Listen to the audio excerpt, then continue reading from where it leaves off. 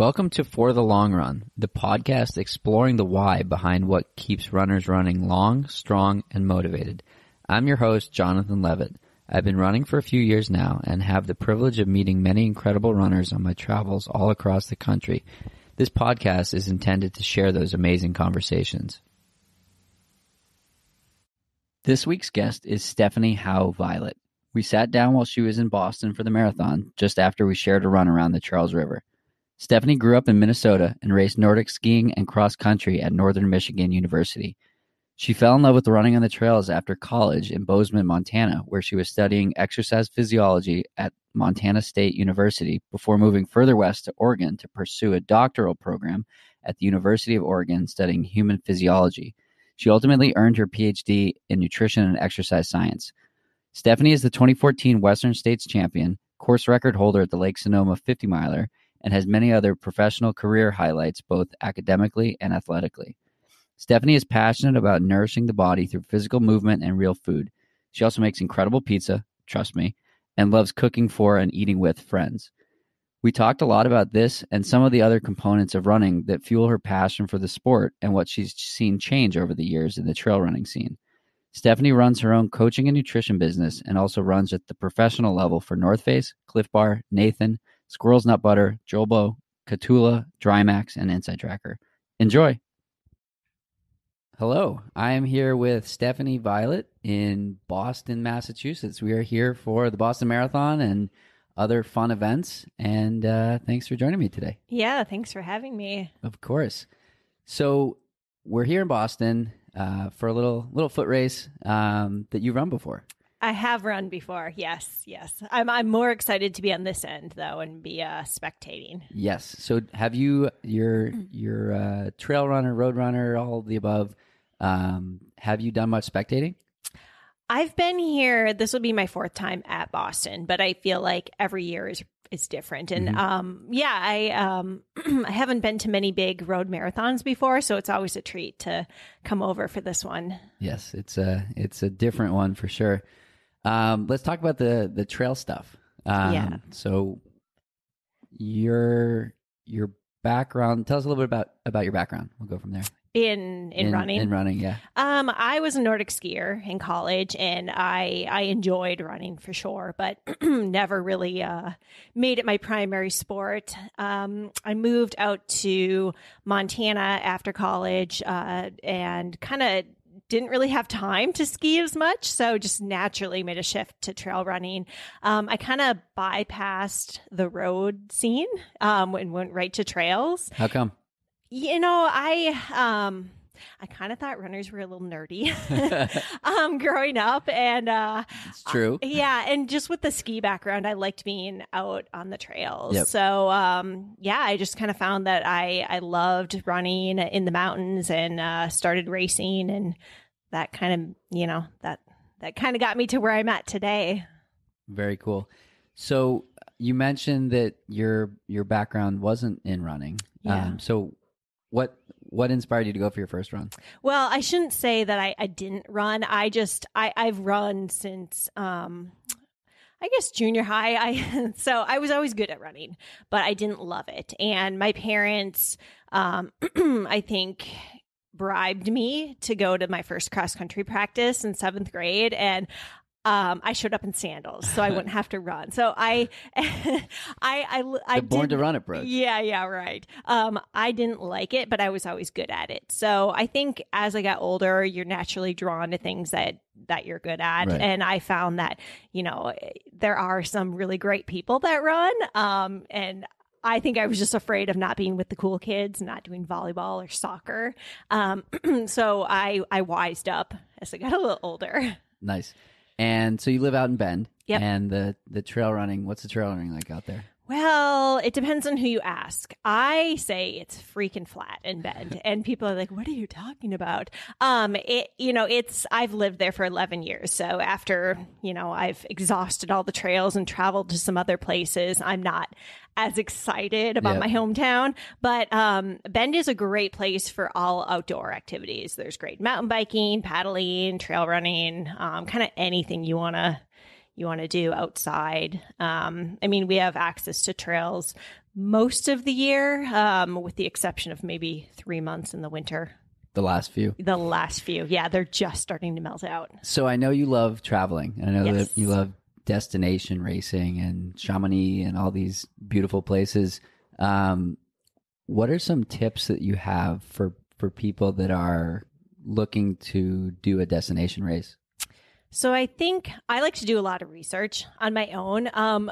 I think if you kind of know more about the place you're going to, that's really helpful. I think connecting with a local is great.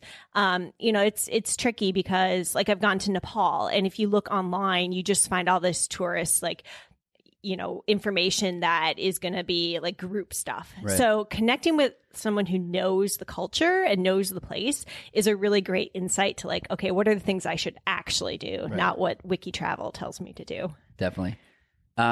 So professionally, you both run and work with other athletes and non-athletes on the nutrition side of things. So let's talk about that for a second. What's that like? That's great. Especially in times like right now, I'm not running much. And I really have a passion for nutrition. Mm-hmm. So it's great to be able to work with people. And the cool thing about nutrition, which is that small changes can make a huge difference. Mm-hmm. Whereas like, training, you might have to wait like 4 to 6 weeks to feel changes. But nutrition, some small like timing issues or just switching macronutrients can really help someone feel better. And that to me is the best thing I can do. It's like fixing a puzzle, which I noticed that you love puzzles too. I do. Yeah. In my downtime, I've been doing a lot of puzzles. So what's it like working with someone? How do you start? Let's not give away the farm here. Yeah. No, I'm happy to talk about it. Normally I set up a call with someone and just get their, what can I do to help you? Right. What are you looking for? Establish some of their goals, talk about, how to get there. And then I make sure to tell them my approach, which is we're not counting calories. We're not cutting grams. We're going to talk about food and we're going to talk about lifestyle. And I'm not going to give you a meal plan. You're going to have to take some accountability. So it's not for everyone. Some people want a quick fix, and that's not working with me. But never heard that before. Yeah. People want a quick fix when it comes to nutrition. Yeah, I know, right? No, just take this pill. I don't believe it.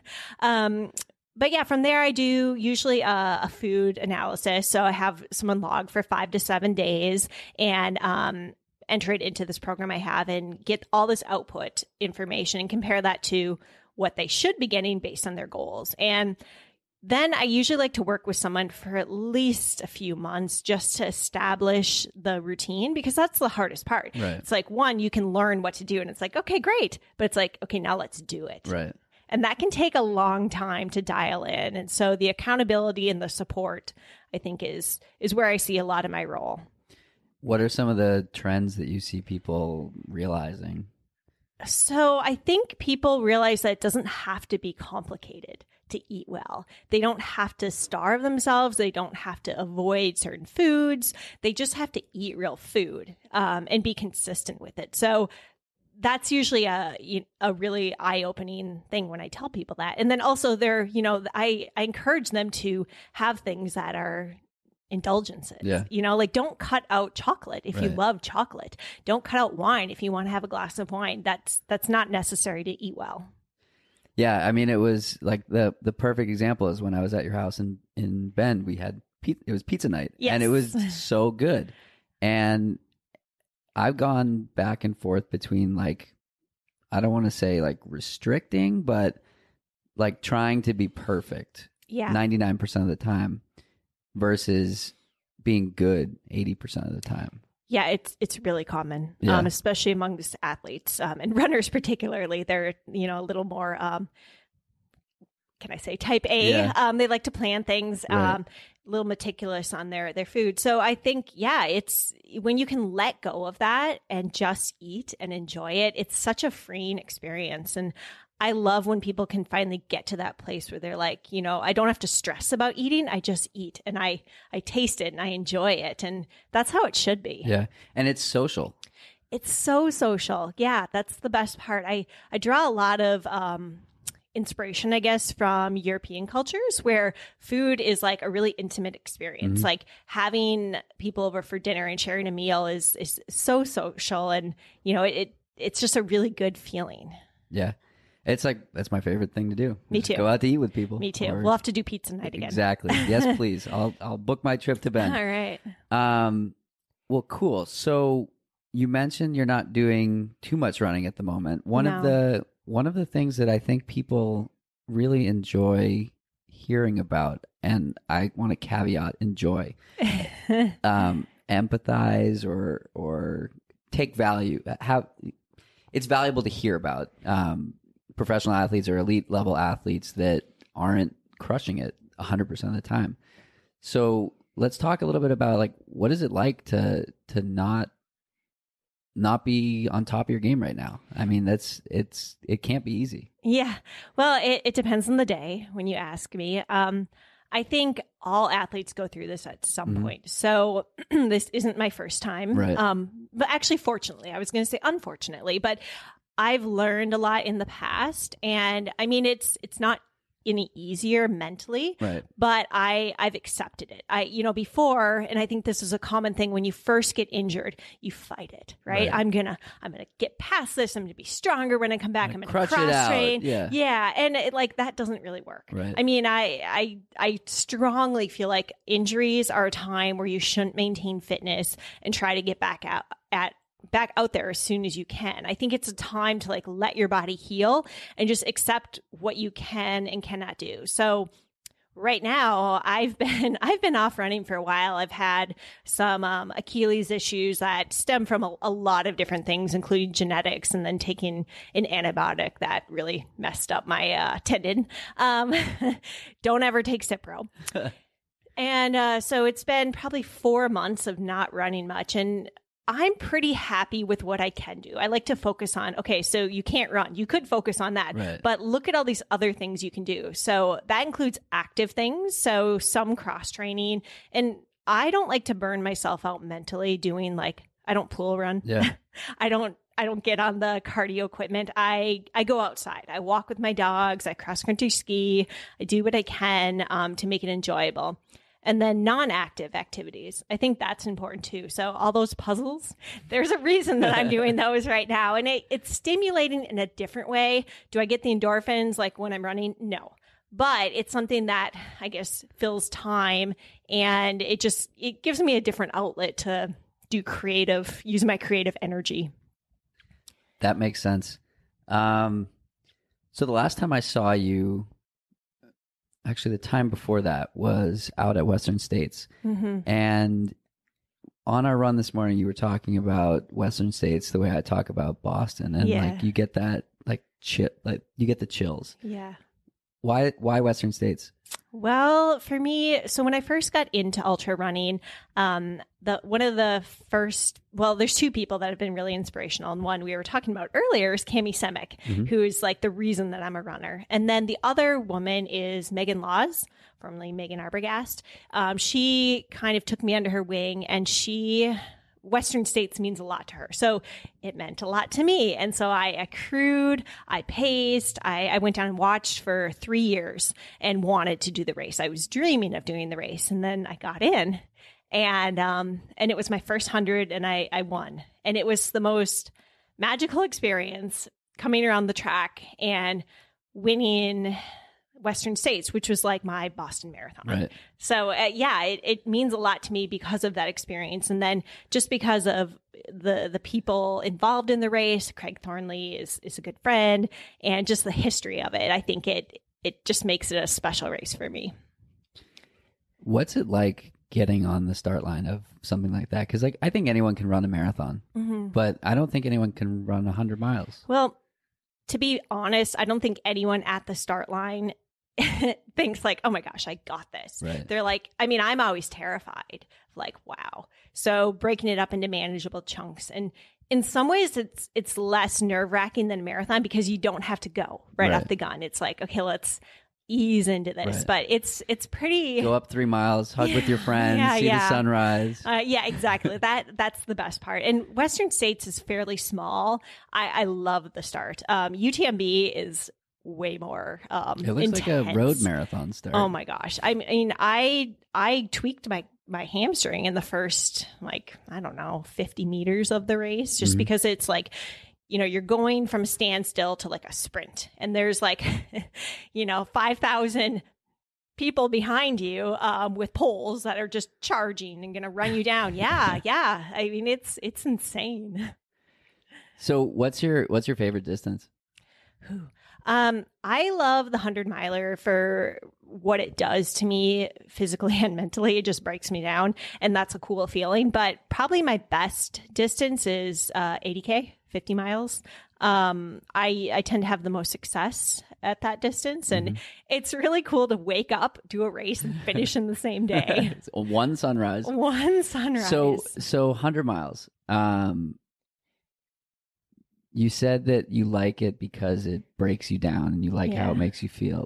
Let's get into that. Like, is it a power thing? Is it a busting through a tough barrier? What is the part that you love so much? I think you prove to yourself that you're stronger than you think. Mm-hmm. So there's, even in the best of races, there are times where you're going to feel horrible and not know if you can take another step. And you do, and you keep going. And there's things that you don't expect to happen. Whereas I feel like a shorter race, you kind of know what to expect, and you can get through like, bad stomach patches. But for me, the 100-mile, there's the unknown, and, working through each challenge as it presents itself. And near the end, you just are stripped down to your raw being. And that's a really cool place to be in. I haven't experienced it in anything else I've ever done. Just being that present and suffering that much but seeing your true colors. Right. And it's really a beautiful thing. Yeah. When I saw you at mile 82, oh gosh, I saw you and Zach. Yeah. And I don't know that you remembered. I don't. That happened. Yeah. And there was just this like glaze in your eyes. You were just so locked in on that moment, and just like, I don't want to say tunnel vision, but like 2 steps forward, 2 steps forward, 2 steps forward. And it was so cool to see that, like, not a care in the world about anything besides that. Moving forward. Yeah. Yeah. I was pretty determined to finish. And, even though it sounds like, I have 18 more miles to go. I mean, that's a long ways. Long way. That particular race, I'd blown up my quad, so it was painful. But yeah, that's, everything else, you kind of have the blinders on, and you're just focused on the things. How do I get myself from point A to point B? Yeah. So I did a podcast with Ben Rosario and another and a sport psychology consultant, and the two parallels, or the two commonalities between that, is they talked about breaking a race up into manageable chunks. So like, how do you do that for something like 100 miles? Is it every 5 miles? Is it aid station to aid station? How do you make 100 miles? I don't want to say manageable, but like a little more manageable. Yeah, I think it's usually landmarks, because miles kind of don't mean as much.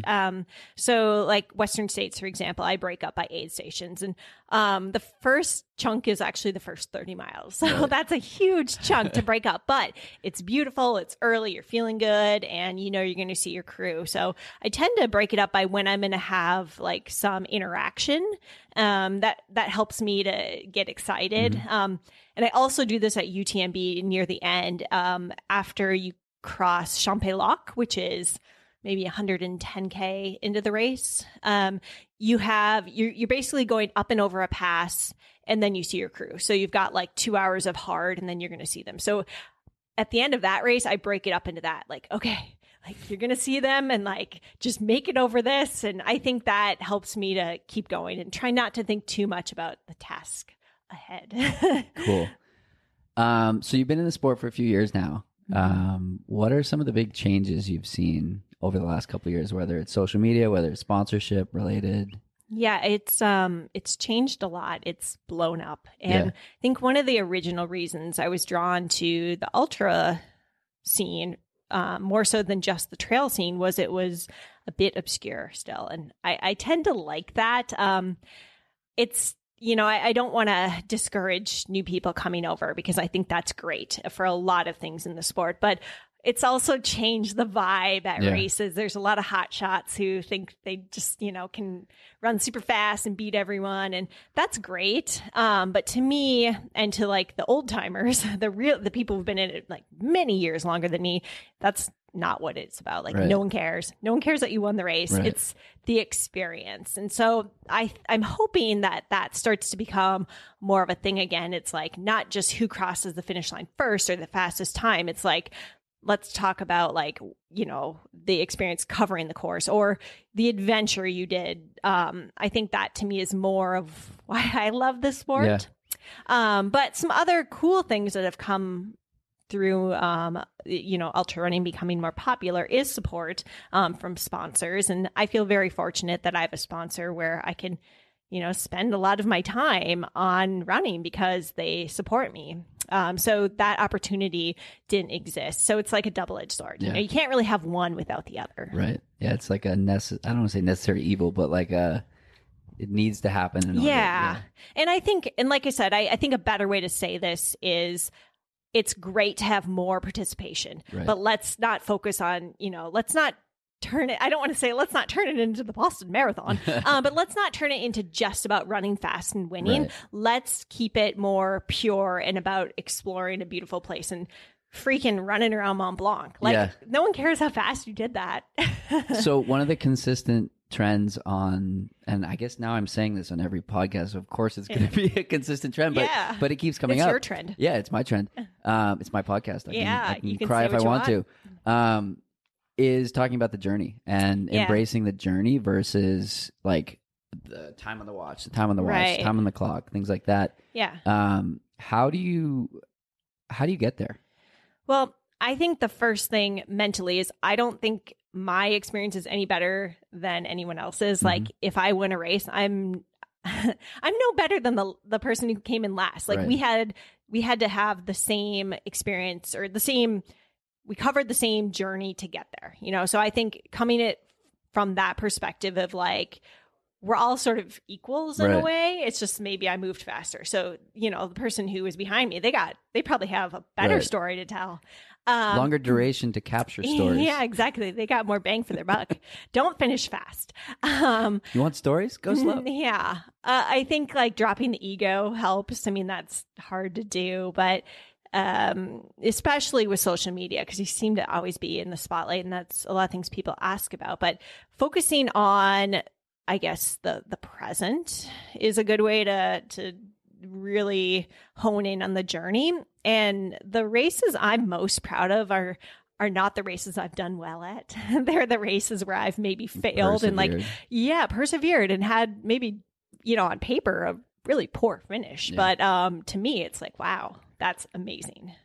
So one of the things that keeps coming up is the power of the community. And we've talked a lot about some mutual friends we have, and let's talk about that. Like, what does the running community mean to you? So they're my best friends, and I know they've always got my back. I think running is unique in that it bonds you with people so much more than, if we just met each other and we hadn't ever run together and just had a cup of coffee or something, like we wouldn't be as close as we are just because we've run together. And like you have that little, suffering, and it's not like you're suffering greatly, but it just breaks down barriers. It's like an icebreaker activity. So I think you have this really, like, you can just be yourself, and that takes years sometimes. If you don't have that running background. Yeah. So I think the community has like really, that's a big reason that I race and that I travel to these events is to be with my friends. And it's really cool when you fly all the way across the world, like to Cape Town, and you're with some of your best friends. Yeah. Like that's really rare. Yeah. No, and it's so awesome. Let's get back to social media. Yeah. I used the phrase necessary evil for something else that probably wasn't relevant, but for this, I think it's a little closer to, what it is. I struggle with being, I don't know, hyper connected or on all the time. And I don't want to say it's my job, but it's not my job. Right. But for you, it more so is your job to be connected, to have an audience, things like that. How do you balance that? Well, I give myself boundaries. You know, I like to think of it as like my real life is my friends I see in person and the people I interact with, and not social media. I think people get those confused. And like your friends on social media, they're sort of your friends, but they don't actually know the real you. Right. So I don't put that much energy into that world as I do into my real life world. And then I try to make my posts really authentic. Like I don't post every day. I don't engage every day. And, if you look at my Instagram, there's stuff all over the board. There's dog pictures, traveling pictures, cooking, running, not running. I mean, I think that gives people a sense of like who I am. Who you are, yeah. I hope. I mean, you should tell me this. Like, what does it look like from the outside? But I see a lot of athletes that don't use social media well. They only post photos of running or only like gorgeous shots of them, like women who just wear their sports bras and are just like showing off their body. Right. To me, I don't love that. I think show who you really are, and that way it kind of doesn't portray something that's not really like a there. highlight reel. Yeah. That makes sense. Yeah, it's a tough line for sure. Like wanting to share what's going on, but like also having a life and sharing what makes sense and not what doesn't make sense. And there's like some things, like if I see the most beautiful sunrise or mountain scene, I may not share that because that's like a really special thing. And I think some of those things are worth working to get there rather than just being able to, geo tag something and then, I mean, a perfect example is I was in the Grand Canyon a few years ago, and there were people that were going out on these ledges that, like, if you step on a rock and fall, you're dead. Yeah. Like, no question, you're dead. And people are just doing it for Instagram. Is it worth the shot? I saw a similar thing in Yellowstone National Park. There was a grizzly bear, and people were taking selfies with like the grizzly bear in the background. I wasn't like super close, but it was kind of close. It's like, you guys. Talk about boundaries. Natural selection. Yeah. I mean, Darwin's got to get a few people every so often. But yeah, to each their own. I was terrified for these people that they were just standing out on the ledge like, hey, I'm going to do this. But so the purpose of this podcast is to explore the why behind motivation and excitement and things like that. You've talked a lot about barriers and boundaries and exploring them. Is that, where does your mind go when the question is, what's your why? Yeah, I've thought about this a lot. So this is a great topic to talk about. I think the easy answer people say is I love to run. And I call bullshit on that. and I don't mean like you can't love to run, but we don't necessarily run for the feeling we get while we're running. It's a great feeling to push your body, but it's for the feeling after where you look back and you're like, wow, I can't believe I did that. And I have to give partial credit to Rob Krar for really, I guess, teaching me that. He spoke, or maybe it was like a podcast or something he wrote about, it's a stretch that he loves to run. He does it because he feels better after, and he loves, the person it makes him be after.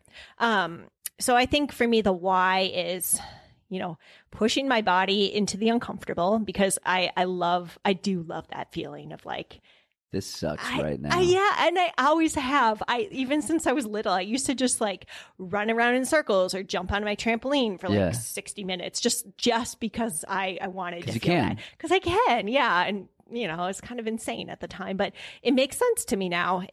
And then the why is like just doing things that you feel like are kind of scary or unachievable, like the ability to fail, or the, I guess, potential to fail is really intriguing to me. I mean, I know that I'm stronger than I think, but I love to test that. Yeah. It's so empowering. Like, I remember vividly a workout. It was last week, so it's close, but very vividly. It was 8 intervals, 3 minutes with short rest. And going into the 8th interval, I was like, oh my God, this is going to suck. Let's fucking go. Yeah. And it was just like the most empowering feeling to get to the end of the rest period and know that like these next 3 minutes are going to be hell. Yeah. And let's go. Let's do it. Let's go. I love that. And I don't want to call it like flow, but like I love those moments so much. Yeah. It's the desire to push yourself. Yeah. So what tips do you have for people that are looking to try something new or looking to explore these boundaries or looking to, go from the marathon to the 50K or the 50K to beyond? I think small steps, small bites. Mm-hmm. Break it up into chunks. Yeah. Break it up into chunks.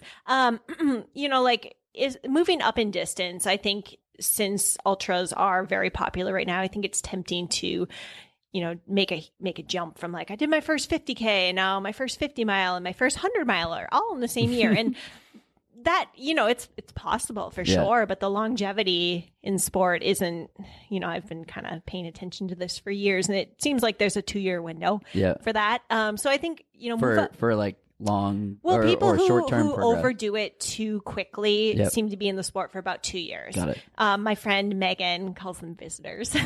So they're visitors to the sport. They're yeah. Nice. Yeah. Nice to meet you. So I think moving up slowly, like there's no need to jump up super fast, like, especially if you want to do it for many years and, have your body stay injury free. So move in slowly. And then I think having a coach or someone that you can talk about your training with is super important. So, I mean, for me, I know what I need to do, right? But I get all up in my head. And like when I'm second guessing things, it's like, it'd be nice to have someone other than my husband to talk about this with. So I have a coach and I think it's really useful just to like, use as a counselor or just, talk you through things and have guidance. It takes the pressure or the stress off. You have someone else looking over that area for you. And pulling the reins back. Pulling the reins back. So important. In fact, I just emailed my coach after our run this morning because as we discussed, I was going to have 3 days of running this week while I'm here and 3 days of 60-minute runs. And we did 30 this morning. So I was trying to make a deal. Well, can I do 4 days with 30? It's just like, that's such a runner thing. I was like, Stephanie, are you really asking this? But that's a huge role of the coach is just like talking sense into you. Yeah. By the way, we did 40. Oh, okay. 40. Phew. Yeah, we did a beautiful run along the Charles River. If you're ever visiting Boston, do the bridge loop between the Longfellow Bridge and the Mass Ave Bridge. It's 3.25 miles, and it's beautiful. Yeah, it was a really nice run. So the other piece that I'm curious about is the sponsorship component as a professional. How do you again maintain the boundaries of what they want you to do and what you want to do and what your coach wants you to do and your husband and your dogs and your job and all that stuff? I love this question. And I feel I'm in a really fortunate situation. And not that it's luck. I built this for myself. Mm-hmm. And the biggest thing that I did was I didn't just seek out sponsors to get free stuff or money. Right. Every sponsor that I'm working with is for a reason. And it's because we have a good relationship, a mutual respect. And they don't, they don't ask things of me that I feel like compromise my authenticity or my integrity or what matters to me. So starting with the North Face, they're my primary sponsor. They don't really require races. I mean, of course, if I weren't racing, I wouldn't be on the team, but they don't say you need to do X, Y, Z. And every time I've been injured, there's been no pressure, no like, oh, you better get back out there next year. It's more like I'm aligned with them and I can bring more to the table than just race results. Right. So that's been super. And I don't think every athlete feels that way about their sponsor, but right now, like I said, I'm not running, but that's okay. Like I've sort of built up, I guess, a name for myself. It sounds kind of, I don't know, weird to say that out loud, but I don't necessarily feel like I have to race to, bring value. Yeah. So that's one thing I would say, if anyone is looking for sponsors, develop relationships, and don't look for someone who is, just trying to get the hottest athlete with the, fastest times right now, because that's all they value. Right. You want to be valued as a person. Definitely. Yeah, it's interesting to see across the board with different sponsors and different partnerships, and I just find it fascinating. Yeah. And I guess to answer the other part of your question, like balancing family life, that's something that's always a work in progress. And I think, I have to be a little conscious. My husband, Zach, he loves running. He loves racing. And it's hard because that's kind of what I do. So he has to go to work and sit in a desk. Actually, he stands at a desk, and he comes home and he wants to, do what I sort of get paid to do. So It's a little bit of a tough balance when he's like, and I can't complain about things running wise, because it's like he would love to do that. So yeah, just trying to be, conscious of that, and also spend time at home and do normal people stuff. What do you consider normal people stuff? I don't know, house projects, and taking my turn of Zach, you go travel for 2 weeks and let me stay home with the two little monsters. We call them terrorists. I was home alone with them, my two dogs. And my husband was out of town, and they took full advantage of me. They were like, "Oh, treats! We're getting all the treats. We know Dad is gone." The number of things they destroyed. Bad cop is gone. Oh yeah, it was ready to leave. Nice. Talking about travel, what are some of your favorite places to go? Well, I would say Chamonix is amazing, and not just the town of Chamonix, but I love the Alps. I could live there. I've actually looked into it. It's maybe a little expensive, but I love the European culture and how important the outdoors are to them. So that's probably one of my favorite places, where it's I go there every year for 5 to 6 weeks, or 10. This year, hopefully 10. And then another place that I love that I need to explore more is Nepal. It really was the most amazing trip I've ever taken, because it's so different in people are just, they don't have stuff, and they don't care about anything other than just what they need. It's such a simple life, but the people there are happy, and that's really cool.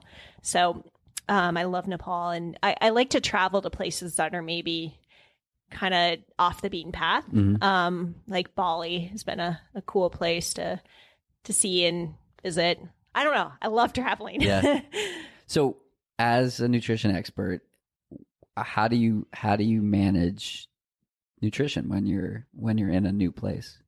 Well, for me, I eat everything. And so it's easy. I don't have dietary restrictions, which I think is important when you travel, because going to Nepal, they don't have a lot of options. And I'm kind of getting off track, but one night we were staying with a family, and the next morning, we woke up and we were having breakfast, on their, mud floor, and they had slaughtered a water buffalo. And it was something that's really rare to have.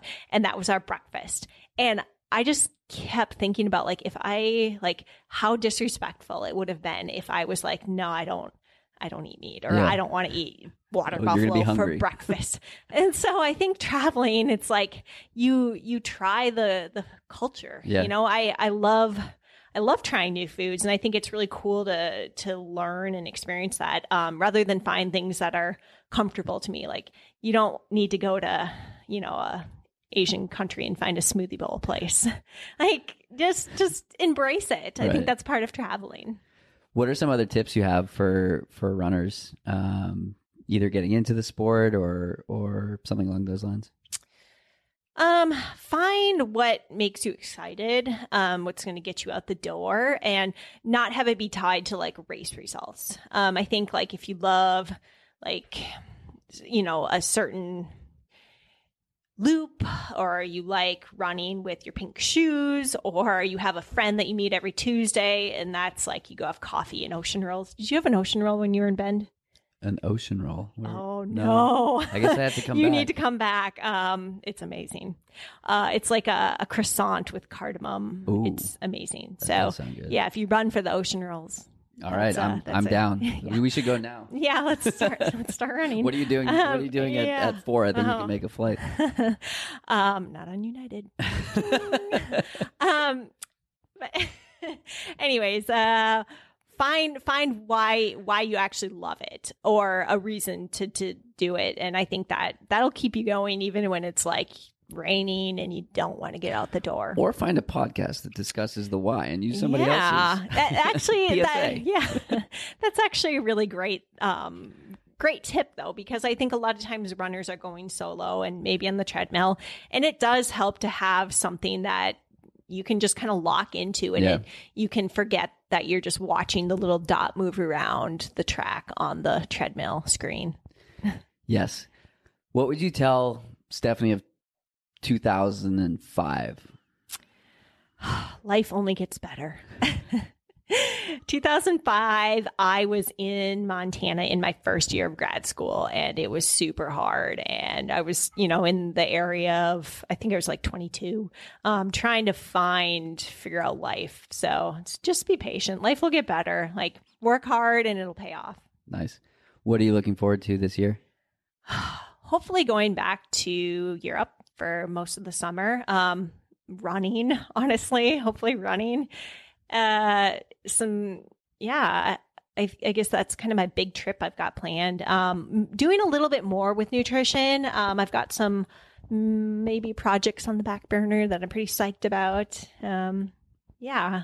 Can you talk about this project? Well, I guess loosely, I've always wanted to write a cookbook. Cool. So, and not just like a total recipe cookbook, but something that has nutritional information, because I love teaching people about nutrition. So like the fundamentals of... Yes. Like a little bit about I don't want to say like metabolism or physiology, because then it's like, yeah. But just like, okay, metabolism for dummies. Yeah. Yeah. In a very gentle way. Yep. Like, don't just eat this, but here's why. Yeah. That's cool. What gets you really excited? Mountains, coffee, my dogs, breakfast. That sounds like a great morning. I'm someone who I wear my heart on my sleeve, and I get excited really easy. So it's not hard to get me excited about little things. Like right now, I'm like, I'm going to have some good wine later. Nice. Yeah, I think I'm generally a happy person, so I love little things in life. I think, like I said, mountains, that's like a big grandioso thing, but like I can get really excited about, like, I don't know, finding the right puzzle piece. Yeah.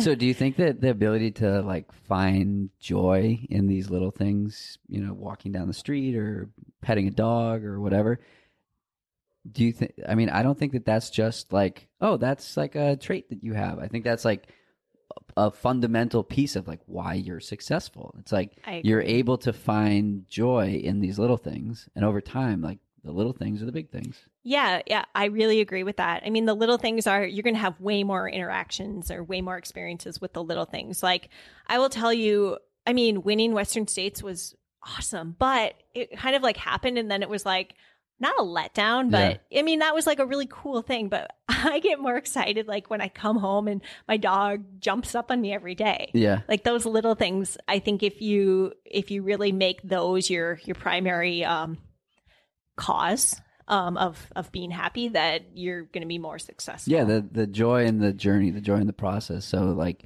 you can find fulfillment in things that you have control over versus. And a lot of life can be mundane if you just focus on the big things. So, yeah. Definitely. Where can people find you if they're interested in your nutrition services? So I've got a website, StephanieHoweViolet.com. It's got some information just about me and nutrition. And then I'm probably most active on Instagram, Stephanie Marie Violet. And we talked about my identity crisis earlier. I formerly was Stephanie Howe, now Violet, Stephanie Violet. But yeah, sometimes that's, it depends on where you look. Sometimes under Howe, sometimes under Violet. So you can call me both. All right, cool. Well, thanks so much for joining us. And cheers to that awesome wine you're going to have later. Is it going to be red or white? Red. Nice. Yeah. Good choice. Yeah, thanks for having me. Of course. That's it for today's episode. Like many long runs, it's sad when it has to end. I hope you join in next week on For the Long Run. And in the meantime, happy trails. If you've enjoyed this episode, it would mean a lot to me if you shared it so that others can find it and enjoy it too.